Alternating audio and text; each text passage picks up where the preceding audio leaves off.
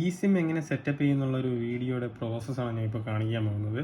അപ്പോൾ ഞാനിപ്പോൾ എടുത്തിരിക്കുന്നത് എയർടെലാണ്. ഞാൻ ഇ സിം ചെയ്യാൻ വേണ്ടി എടുത്തിരിക്കുന്നത്.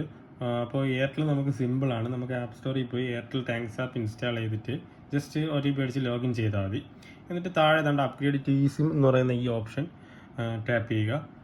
എന്നിട്ട് ഇവിടെ നമ്മുടെ മൊബൈൽ നമ്പർ അടിച്ചെടുക്കുക, ഏത് സിമ്മാണോ അത്.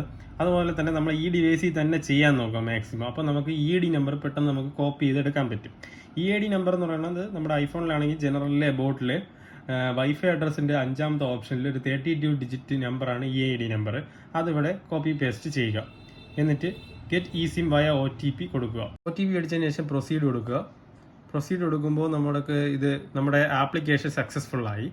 ഇനി നമ്മൾ ഇതാണ് നമ്മുടെ റിക്വസ്റ്റ് ID ഒക്കെ. ഇനി നമ്മൾ കുറച്ച് സമയം ഒന്ന് വെയിറ്റ് ചെയ്യുമ്പോൾ നമ്മളെ സെറ്റിങ്സിൽ ഇവിടെ പോപ്പപ്പ് ആയിട്ട് വരും. ഞാൻ 1 മിനിറ്റ് വെയിറ്റ് ചെയ്തപ്പോൾ